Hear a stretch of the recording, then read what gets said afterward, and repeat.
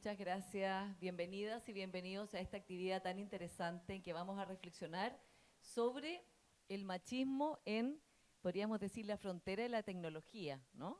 El algoritmo. Y tenemos dos excelentes invitadas hoy día, las doctoras Andrea Vera y también la doctora Verónica Undurraga, que lo van a analizar desde distintas perspectivas. Cada una de ellas va a exponer. Luego les voy a hacer algunas preguntas y luego vamos a tener tiempo para que ustedes puedan hacerles directamente preguntas a estas dos destacadas investigadoras.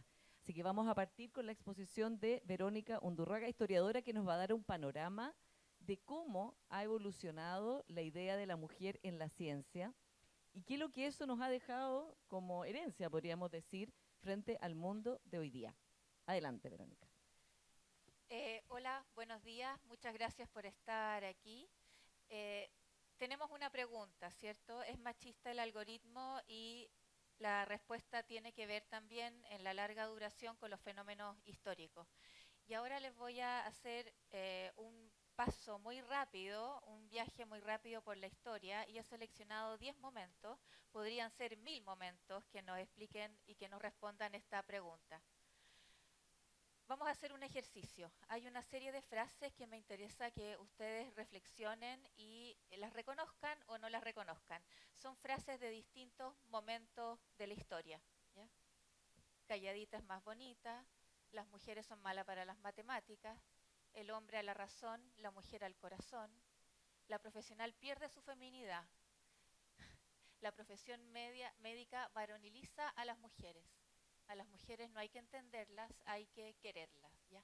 Todas estas frases están basadas en estereotipos de género, fueron dichas desde el siglo XVII hasta el siglo XXI y han marcado la posición de las mujeres en el mundo del saber, ¿ya?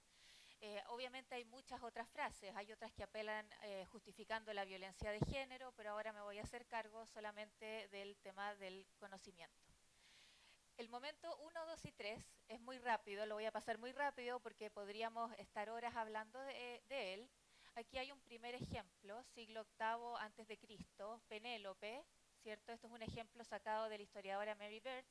Penélope está junto a su telar, justo en el momento después que su hijo, Telémaco, la ha sacado del espacio público y la ha mandado a tejer su telar a sus habitaciones. ¿Por qué? Porque Penélope osó pasar al espacio público, al espacio masculino, al espacio de la episteme. La episteme es el conocimiento científico y el mundo de las mujeres se remite a la doxa, ¿ya? A la opinión, al chismorreo. Acá hay un segundo ejemplo, siglo XVI. Siglo XVI, pero este es un libro que se siguió vendiendo hasta el siglo XX y aquí hay una imagen publicitaria de este libro que fue escrito por Fray Luis de León a fines del siglo XVI y que él lo escribió como consejos para su sobrina que se casaba. Este libro fue un hit, se siguió vendiendo siglo XVII, XVIII, XIX, XX. Y aquí hay un ejemplo de 1930. Este libro, como les dije, da consejos a las mujeres que se van a casar y da cuenta de que la dignidad femenina está en ser buena esposa, buena madre, y tiene una serie de frases que podríamos tildar ahora como misóginas.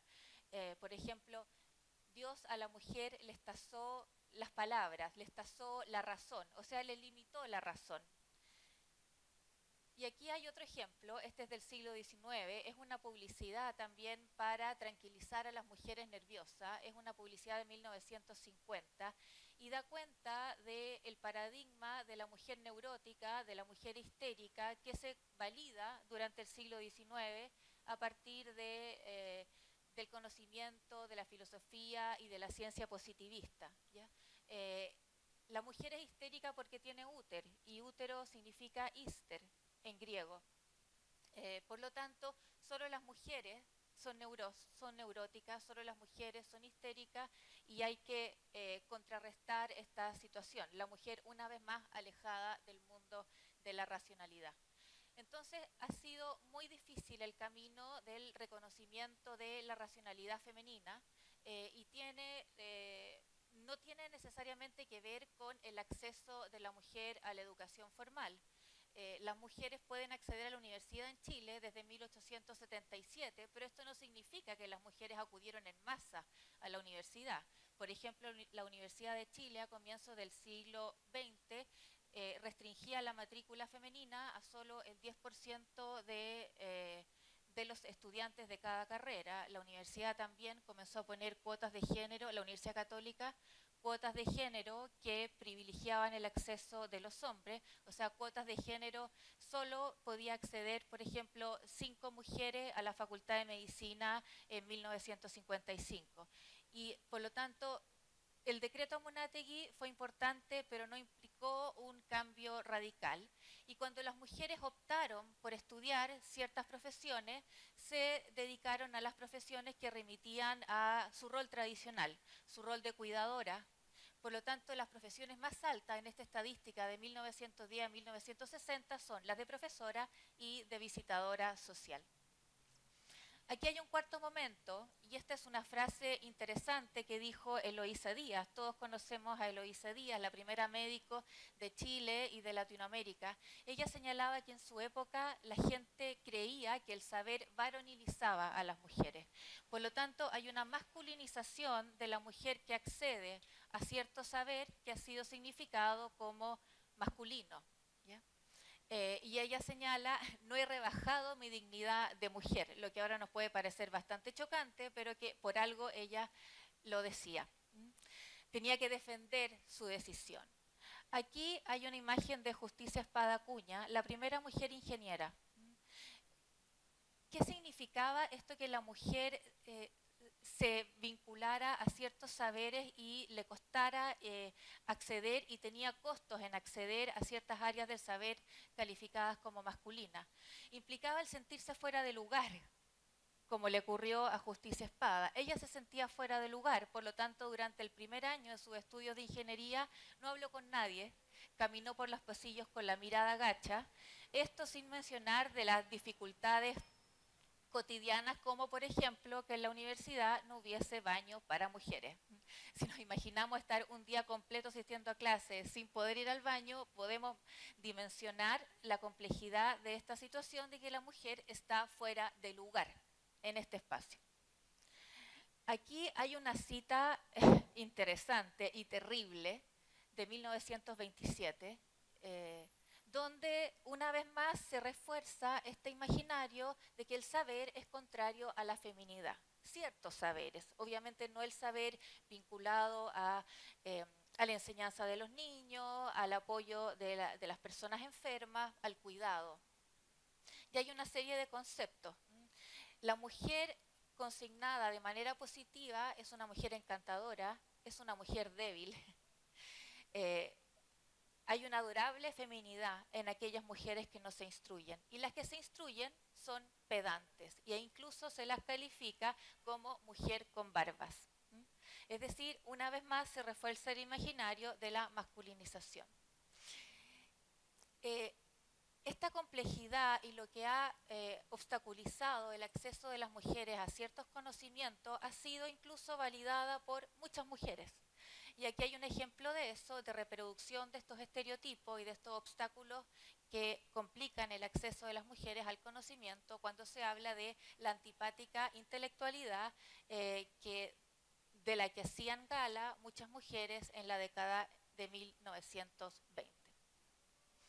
Esta es una revista, la revista Eva, que fue muy importante en la segunda mitad del siglo XX. Y hay un número especial, la mujer en la universidad. ¿Ya? Y el año 49, quizás ustedes recuerden, el año 49 es un año muy importante en la historia de las mujeres en Chile porque fue el año en que se nos concedió el derecho al voto en las elecciones presidenciales.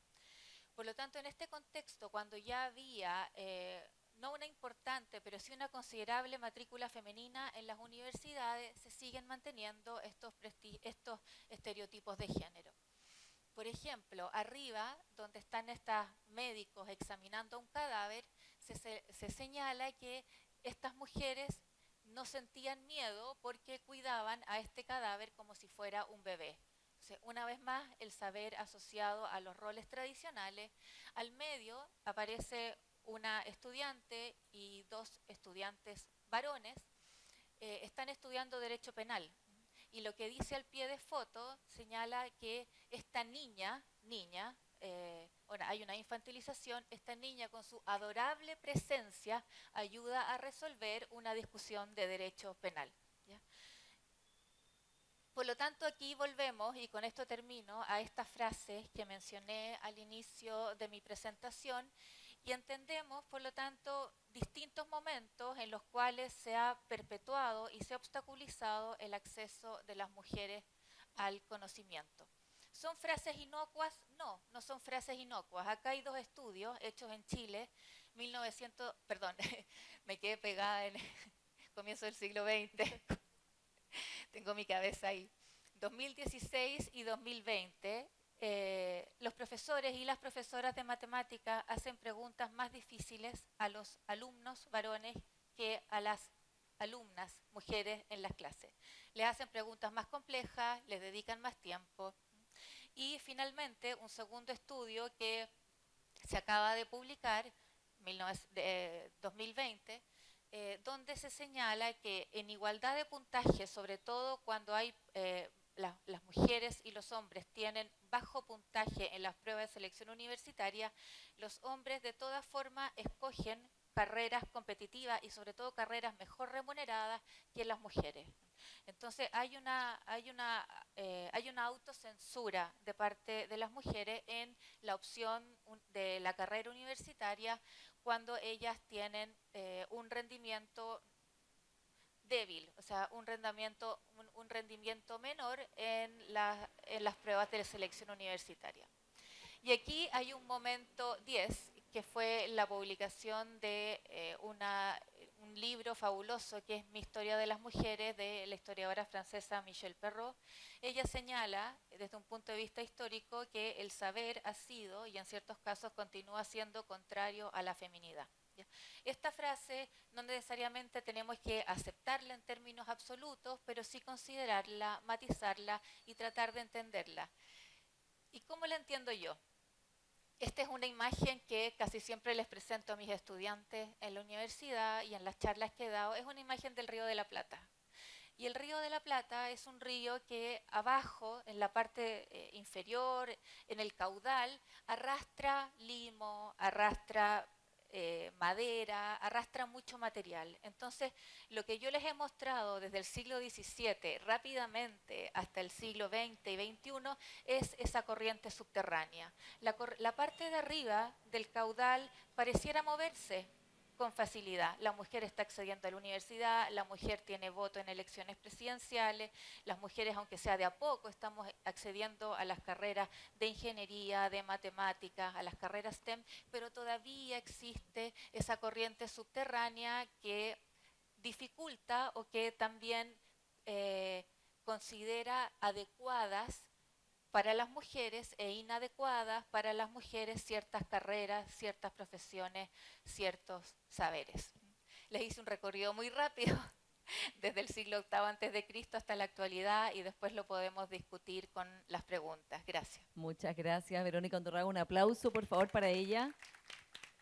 Este fascinante recorrido que nos ha hecho por 10 momentos que nos dejan claro el sustrato cultural que tiene. Vamos a hablar ahora del algoritmo con Andrea, pero el sustrato cultural que tienen todas estas discriminaciones que por supuesto después la tecnología terminará o no reproduciendo. Así que adelante Andrea Vera, matemática muy destacada, también feminista, y que ha logrado ir investigando la matemática y los algoritmos y todos estos desarrollos tecnológicos con perspectiva de género. Adelante con tu presentación, Andrea. Muchas gracias. ¿Se escucha? ¿Sí? Vale. Bueno, muchas gracias a Aportideas primero por la invitación, a todo el equipo, por cada detalle que sé que hay que estar ahí organizando y también a quienes están aquí presentes por levantarse un sábado en la mañana a escucharnos. Quiero decir también que estoy muy extra emocionada porque yo crecí en Antofagasta y en cada esquina tengo un rincón, una memoria afectiva que está ahí muy latente. Entonces, bueno, lo primero que quiero hacer, esto puede ser de formación profesional, pero yo necesito definiciones. para saber de qué estamos hablando, qué estamos entendiendo por ahí, ¿ya? Hay muchas definiciones de algoritmo, todas son bastante parecidas. Yo elegí esta, que dice que en matemáticas, lógica y computación, un algoritmo es un conjunto prescrito de instrucciones o reglas bien definidas, ordenadas y finitas, eso es muy importante, que permite llevar a cabo una actividad mediante pasos sucesivos que no generen dudas a quién debe hacer dicha actividad. En programación es una secuencia también finita de pasos lógicos que permitan calcular o solucionar un problema. Y entonces yo diría que es una palabra que en matemática es muy antigua y también se usa hace ya hartos años también en programación computación. Entonces, este es un ejemplo, un esquema muy básico, conceptual de un algoritmo, de más o menos los momentos de un algoritmo, ¿sí? Entonces está la entrada, que son la alimentación, digamos, que ahí son datos, luego viene un proceso y luego salen datos. Y el proceso de retroalimentación, la idea subyacente que hay detrás es una idea de recursividad o de iteración, de repetición, ¿sí? Entonces, en general, hay un paso, luego hay un segundo paso que probablemente depende del primero, o probablemente en ese proceso de retroalimentación el segundo momento se alimenta del resultado del paso anterior y así, ¿sí? Entonces hay al menos dos tipos de algoritmos, ¿sí? Los cuantitativos y los cualitativos. Este es un algoritmo muy antiguo en matemática, es algo que yo tengo que enseñar muy usualmente en los cursos de teoría de números, por ejemplo, en matemática, que es el algoritmo de la división, ¿sí? Que es básicamente que nos dice que si tomamos dos números enteros, yo puedo dividir, encontrar un resultado y un resto, ¿sí? Por ejemplo, si quiero dividir 15 en 2, en ese caso A sería 15, B sería, bueno, no, B sería 7, 15 en 7, digamos, ¿sí? Para que coincida el orden, da lo mismo en todo caso. En ese caso el resultado sería 2, 15 dividido en 7 es 2, pero me queda un resto que es 1, ¿ya? Y cuando la división es exacta, por ejemplo, 15 dividido en 5, el resto es 0, ¿ya? Ese es un algoritmo inofensivo, no podríamos decir que es machista, pero es y yo le puedo indicar a una máquina cómo calcular el resultado, por ejemplo, Q y R, ¿sí? Esto, por ejemplo, es muy útil para saber el máximo común divisor entre dos números, que es el puntapié inicial de la teoría de números, quizás, o de muchas áreas de la teoría de números. Pero ese es un tipo de algoritmo y lo que está acá a la derecha es cómo yo le explico a una máquina ese algoritmo. Pero hoy, en realidad, quiero hablar más de los otros algoritmos, que son más bien de índole cualitativo, porque actualmente estamos utilizando algoritmos para, de alguna manera, delegar decisiones que tienen que ver con situaciones humanas. Entonces estamos delegando decisiones a ciertos algoritmos, como por ejemplo, si las personas son elegibles para un préstamo o no, si están desempeñándose bien en su trabajo o no, por lo tanto eso podría tener consecuencias como expulsar a una persona de su trabajo. Si es que en Estados Unidos, por ejemplo, si es que una persona tiene derecho a fianza o no cuando está en la cárcel, etcétera, ¿sí? Entonces son decisiones que son muy fundamentales en la calidad de vida de humanos y humanas y que por lo tanto, si estamos delegando esas decisiones a ciertos algoritmos, nos preocupa que esos algoritmos sean reproductores de lógicas ya sea racistas, sexistas, etcétera, ¿ya? Ese es el punto, ¿sí? Y los algoritmos, como cualquier producción de conocimiento, es una producción humana. Por lo tanto, están de alguna manera teñidos de los sesgos humanos, ¿ya? No son neutrales ni objetivos. Entonces, como decía hace algunos minutos, el proceso de entrada de un algoritmo, ¿de qué se alimenta? De datos, ¿sí? De un conjunto de datos que es finito. Entonces, si ese conjunto finito de datos viene reducido, de alguna manera sesgado, si de alguna manera ese conjunto viene ya alimentado con los sesgos particulares de la humanidad, estamos en un problema, ¿sí? Hay distintos tipos de sesgos. Está, por ejemplo, el sesgo en el etiquetado, ¿ya? No sé si se han fijado, por ejemplo, en la página del CERVEL, por ejemplo, cuando uno pone el root y te pregunta en qué, te pone como un cuadriculado y te dice en cuáles de estos cuadritos ves semáforos o pasos peatonales, etc. En el fondo ahí le estamos enseñando a una máquina cómo luce un semáforo, de manera que después pueda reconocerlo, ¿sí?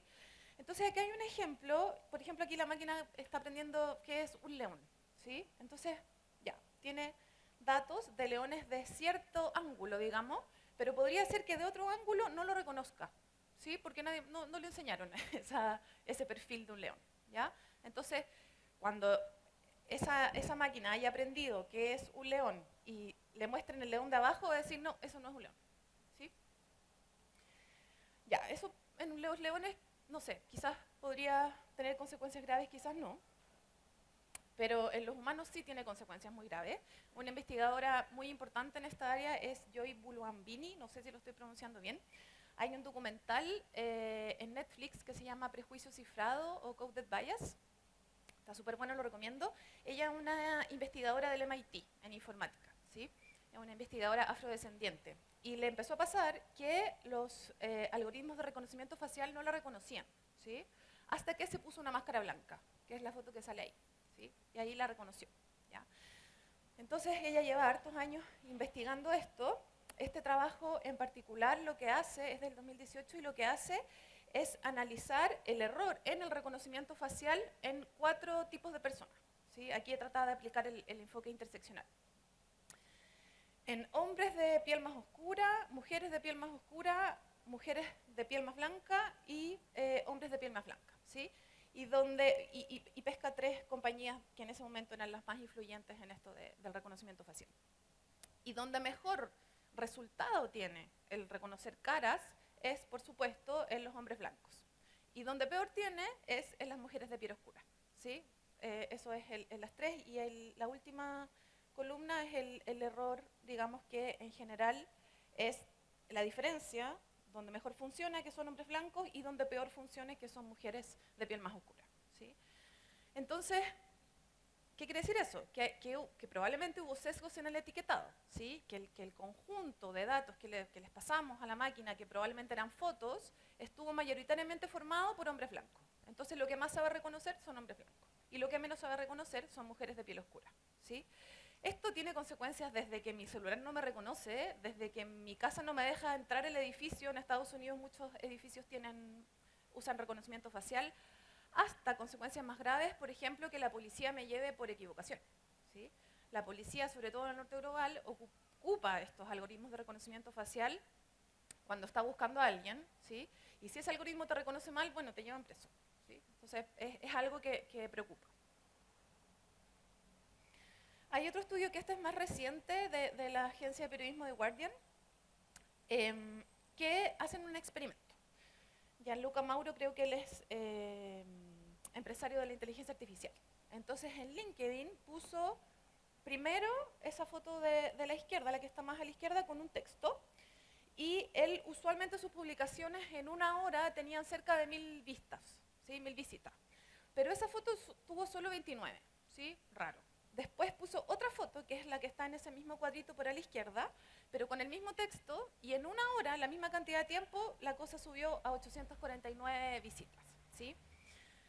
Entonces, ellos deducen que lo que hay aquí es un proceso que se llama shadow ban, que en el fondo es que ciertas plataformas deciden limitar el alcance de ciertas publicaciones, que no es lo mismo que bloquearlas, que no mostrarlas, ¿sí? Porque el proceso, cuando te bloquean una publicación, es algo transparente, te avisan, ¿ya? Este proceso no es transparente, ¿sí? Solo que limita el alcance por ciertas razones, ¿ya? En el fondo, elige no mostrarla tanto, ¿sí?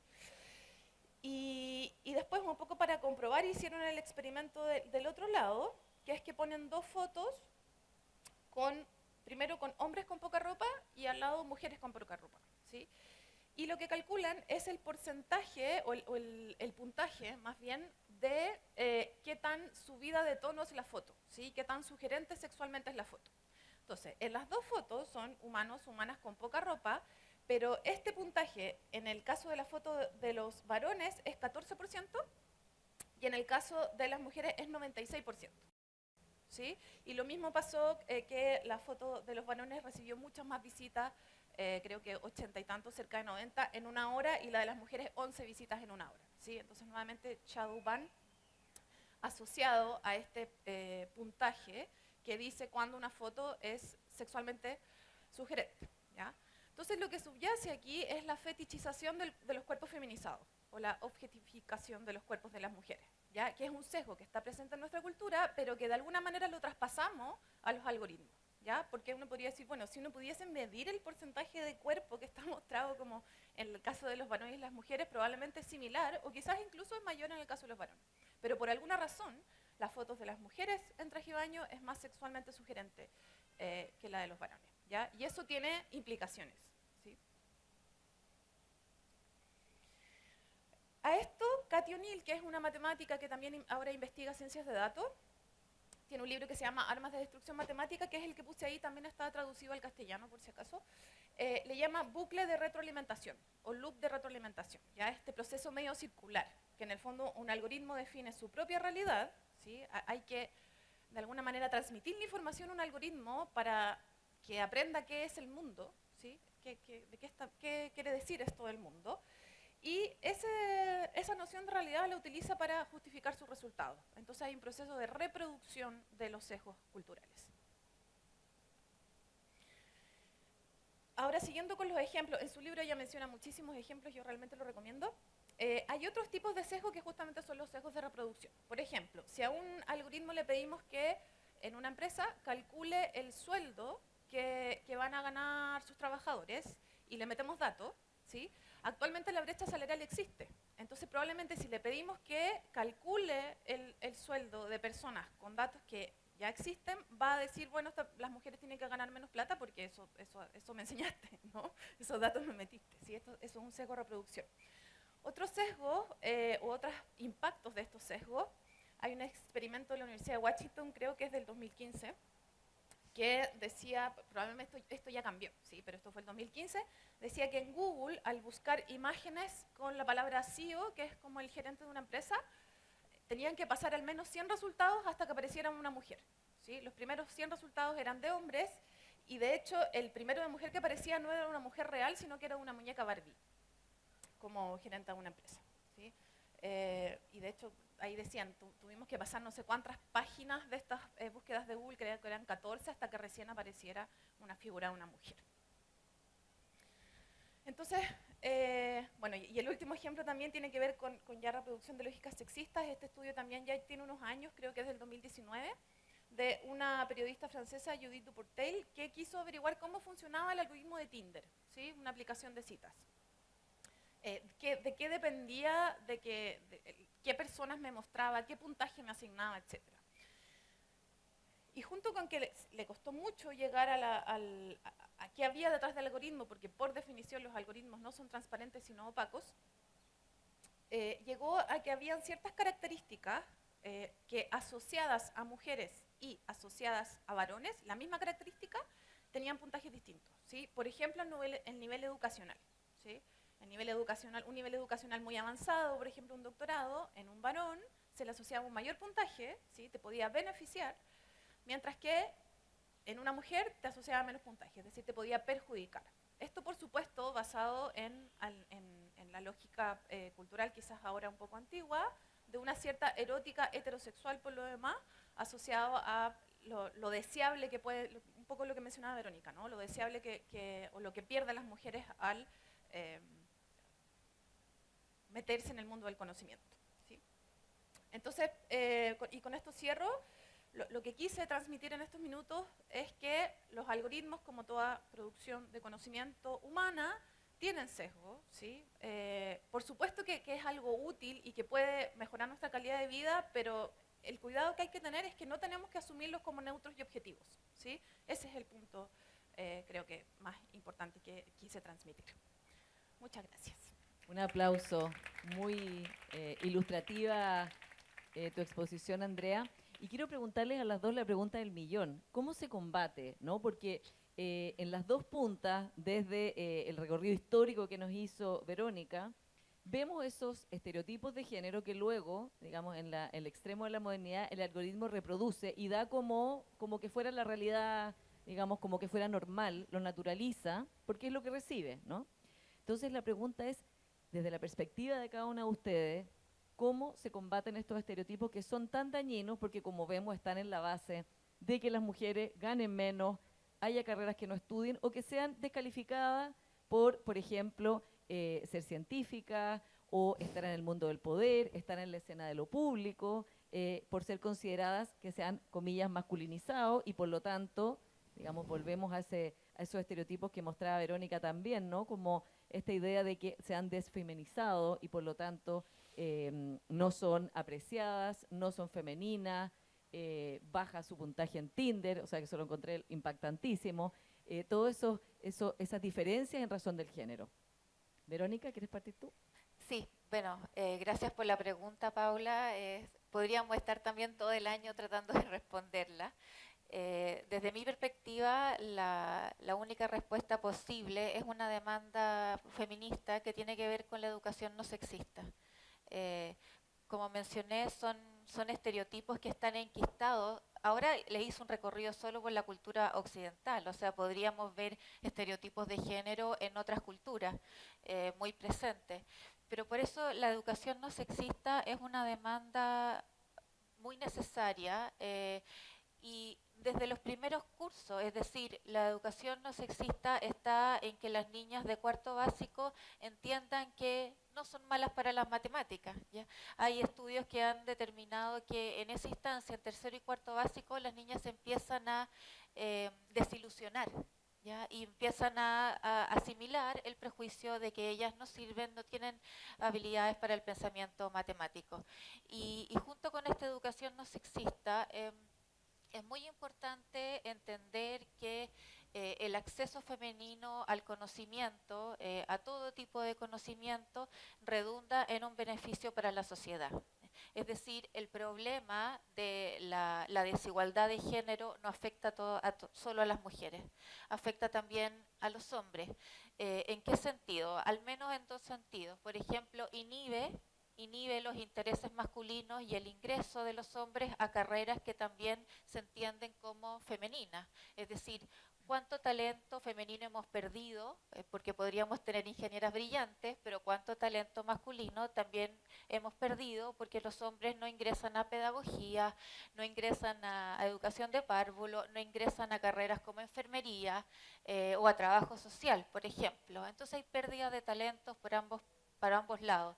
Y también esto tiene una consecuencia económica, es decir, la disparidad salarial, porque como vimos, las mujeres no tienden a elegir carreras que son más lucrativas, y eso tiene consecuencias no solo para esa mujer, sino también para la familia de esa mujer, para los niños que dependen económicamente de esa mujer. Sobre todo, cada vez tenemos más hogares monoparentales en Chile, cada vez es más alto ese porcentaje. Y por lo tanto, de ese sueldo de esa mujer no depende solo la mujer, dependen sus hijos y todos los dependientes. Por lo tanto, no es un problema femenino y eso me parece que es lo más importante que me interesa recalcar. El acceso y la igualdad de derechos no afecta solo a las mujeres. Es un problema de toda la sociedad, ¿no? ¿Cómo lo ves tú desde tu área? En que, claro, hay menos mujeres estudiando carreras de STEM, aunque ha ido avanzando, entre otras razones también por todo lo que hemos hablado, ¿no? Porque, bueno, ya no estarán como Justicia Espada, la primera mujer ingeniera, la pobre sin poder hablar con nadie y peor aún sin poder ir al baño o teniendo que ir al baño como un lugar muy lejano, pero igual hay barreras de entrada. ¿Cómo se soluciona esto y sobre todo en el algoritmo? Sí, creo que hay dos cosas importantes que quiero decir. Primero es que así como en el algoritmo, como en cualquier producción de conocimiento, las comunidades científicas, que son las que producen el conocimiento, tienen que ser más diversas de lo que han sido hasta ahora, porque una ciencia más diversa es una mejor ciencia finalmente, y una ciencia que toma distintos tipos de experiencia, ¿no? de habitar en el mundo. Entonces, para que no pasen cosas como las que vimos que son bien dramáticas y que pueden determinar la calidad de vida de muchas personas. Y aparte de eso, bueno, junto con, por supuesto, estar de acuerdo con lo que menciona Verónica, la demanda por una educación no sexista es fundamental y urgente. También pienso que hay algo del orden del estatuto que le entregamos a los conocimientos, sobre todo que hemos mal denominado como ciencias duras, ¿no? Esto de la neutralidad, la objetividad que le asignamos a estos tipos de conocimiento automáticamente sin cuestionarnos nada. Y no sé, por ejemplo, lo que hablábamos del ChatGPT, que es una fuente, yo siento, de fake news, puede ser una fuente de fake news. Está actualizada esa base de datos hasta septiembre de 2021, creo, entonces le empecé a preguntar por libros que habían salido después de esa fecha y me empezó a mentir, sin vergüenza. En vez de decir no sé, empezó a dar resúmenes o de autores que no eran, en fin. Entonces, eso es peligroso porque si es que empezamos a adoptar argumentos del tipo, no, pero si me lo dijo ChatGPT, entonces es verdad, esa característica de verdadero que a veces le asociamos al conocimiento científico o a lo que venga de la tecnología, eso es particularmente peligroso. Entonces creo que junto con todo lo que ya se ha mencionado, también hay algo del estatuto cultural que le entregamos a ciertos tipos de conocimiento que quizás estaría bueno también darle una vuelta. Les voy a dar en unos minutos la palabra a quienes quieran hacer preguntas para que las vayan preparando. Y quiero ponerlas en la discusión sobre el tema del esencialismo de género, bueno, que está muy relacionado con, obviamente, una educación no sexista, porque me parece que la presentación de las dos está presente. ¿Cómo combatir la idea, no solo de que las mujeres, por supuesto, somos capaces de hacer cualquier actividad con igualdad de condiciones que un hombre, que no hay diferencia en el cerebro, todas esas cosas, pero además esta idea culturalmente tan arraigada de que las mujeres somos buenas para ciertas cosas y no tan buenas para otras cosas? Por ejemplo, en este binarismo entre la racionalidad y la emocionalidad, que las mujeres somos sensibles y somos emocionales y por lo tanto somos buenas para cuidar, y que en cambio los hombres son racionales, son lógicos y son por lo tanto buenos para las matemáticas o para las labores, digamos, en el mundo público. Si vemos tanto lo que tú ponías, Verónica, del principio de la revista Eva, incluso lo de Penélope con su hijo Telémaco, que la historiadora Mary Beard dice que es la primera vez que en la literatura occidental una mujer es expulsada, digamos, del terreno de lo público, en este caso por su hijo. Hasta hoy día es como lo mismo, ¿no? Que en Tinder una mujer con un doctorado baje su ranking de deseabilidad o atractivo versus que un hombre lo sube, nos está mostrando lo mismo, básicamente, que es la mujer, es su característica esencial, es el cuidado, la sensibilidad, las emociones, y los hombres en el mundo del saber, de la lógica, del conocimiento.